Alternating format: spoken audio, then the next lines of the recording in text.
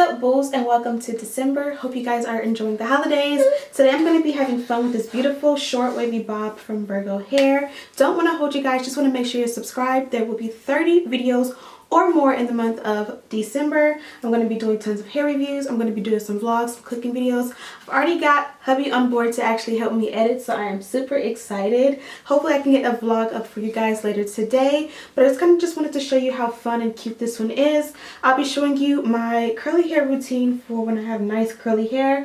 Now, of course, if you don't have good quality hair, you got to put a little bit more work, but this here is some bomb hair. Very easy to manage, no tangling or shedding. Hi! No tangling or shedding beyond what is normal. It came pre-parted, but I kind of went ahead and made it look as natural as possible within the time frame that I had. This is a 4x4 closure wig, and I did my best to kind of make it look more frontal-ish. Let me show you guys it from the back. It's the perfect length so that it doesn't sit and drag on my shoulders, but not too short that it's like way up at the ears.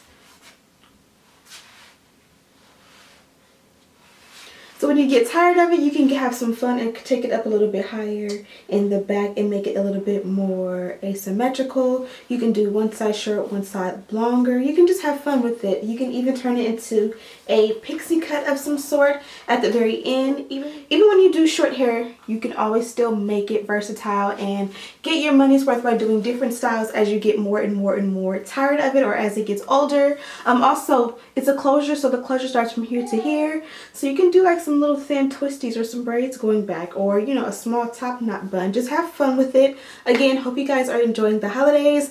Now let's jump into the tutorial. What's up, my boss babies? I decided to remove this wig here. It's kind of cool, but I'm ready for something new. So Virgo Hair sent me over a wig. Now normally I get bundles from them, but they sent over a wig and it came with one of those netted wig caps I never use. I always smell my wigs because I'm always curious to know if it stings or not. If it stings, it's not going on my head.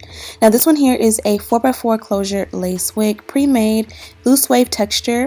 Very, very, very gorgeous texture. I always find that their hair is super soft, very easy to manage, and they have some hair that actually lasts a long time. Like, this is the type of hair that you will be able to hold on to and keep for years. Literally, I've had wigs from them that literally like a year later, 2 years later, I still have and still are in good condition. Now that I've told you about that, we're gonna go ahead and install the wig. So the first thing I do is I add my elastic. Now this is a key piece if you want a glueless wig. It doesn't really matter how tight you're able to construct your cap, or at least for me, it still will move and slide, and sometimes your closure or frontal won't lay as flat as you want without glue unless you add an elastic band. Now sometimes I'll use an elastic that is about 2 inches wide. Sometimes I'll use a 1.5 wide. They even come in like 1 inch. They come in all different sizes, I guess you would say. So this is how I do it with the 4x4 closure. I just lay it on one side, I flip it over, and you kind of want to make it into a circle. Like, you don't want to lay it flat on each side, you want to make it like a round. I don't know if that even makes sense, but just follow along with what I'm doing.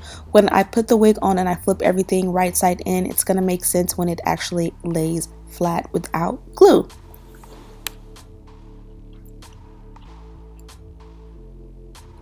So my next step is going to be to add the powder to the parting. This is just so that when the wind blows, if I part in different spaces, it looks a little bit more like scalp. Now it's not going to bleach the knots, but it's going to kind of conceal some of them if you pack it on right. As you guys see, I went from a big foundation brush to a small eyeshadow brush because I really wanted to pack the color on the hairline. I went overboard, and you can see it transferred to the hair, which is not a big deal because I'm going to be able to just use water or mousse and it'll come right out.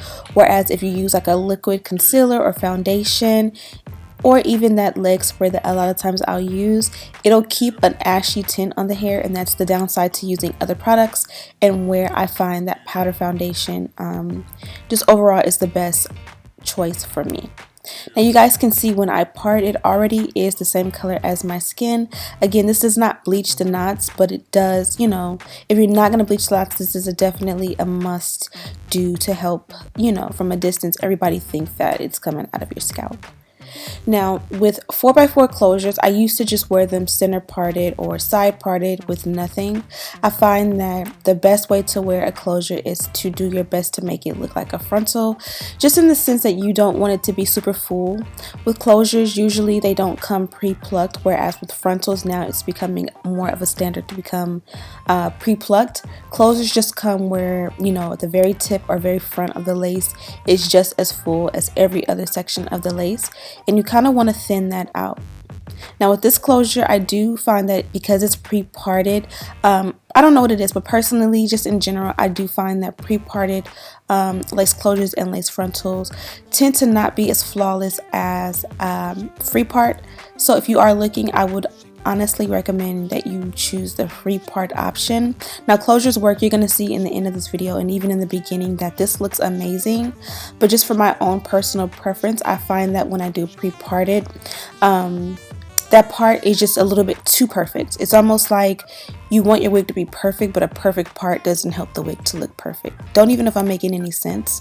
But at this point, I've got my desired baby hair. I kind of feel like it can be thicker. You guys know I usually like a thicker baby hair, but at the same time, this may look a little bit more natural. I find that if I would have bleached the knots, this would be flawless at this point. Super perfect. But because the knots are not bleached, you kind of can see them in the hairline, and that is just, you know, a personal preference of what I've done. I'm going to add powder in just a moment, but for now I'm focusing on styling the wig. And you guys know what I do to make it flat up top.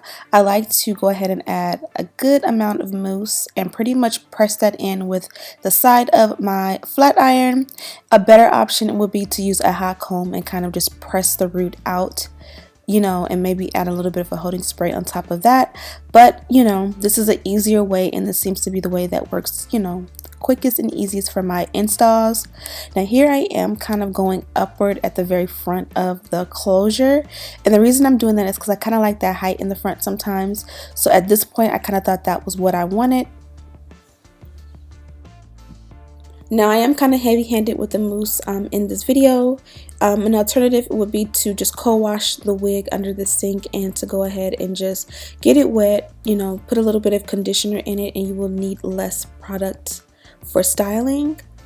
But this worked for me, and again, I've used their hair so many times that I already know that this is going to be a flawless wig and a flawless texture. Sometimes when you're used to working with a specific company, or if you have a preference of where you purchase your own hair from, you already know what to expect from the hair, that you don't need to necessarily test it. Like, I'm testing it by styling it, but I don't have to you know, wonder if it's gonna last or wonder if it's gonna work.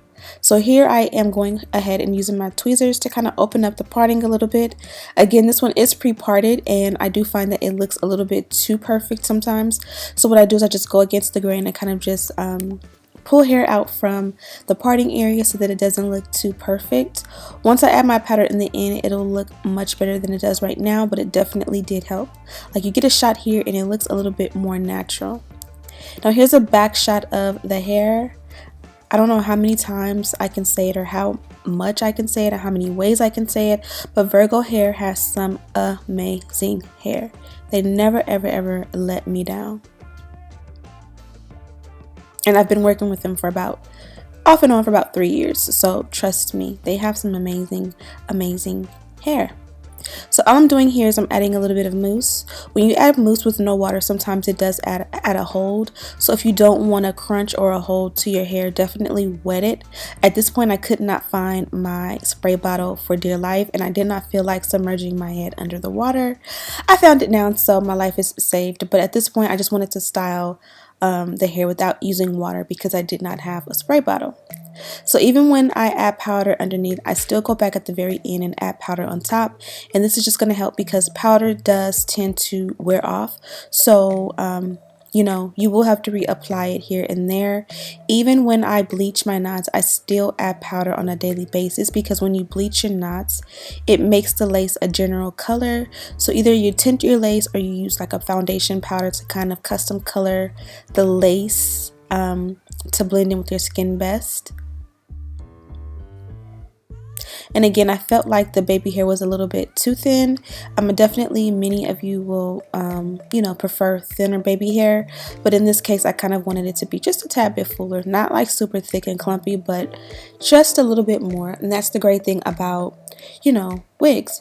You can make the baby hair a little bit fuller, and if I decide I did too much, I can kind of brush a little bit of that backwards into the wig, you know, to not be outward. Now that I've added the mousse, I don't want that crunch, so I'm just going to add a little bit of my wet. This is my power duo. I have the Wet by Sebastian's. I get the generic version from Sally's, and then I also have my mousse. And these typically are my favorite styling products for my loose wave hair. Again, this is a 4x4 closure lace wig. The texture is loose wave. Everything about this one was amazing, and it is 150% density. If wig is feeling super tight and snatched and you're just feeling yourself, thank you guys so much for watching. As always, don't forget to like, comment, subscribe, and I'll see you in the next one.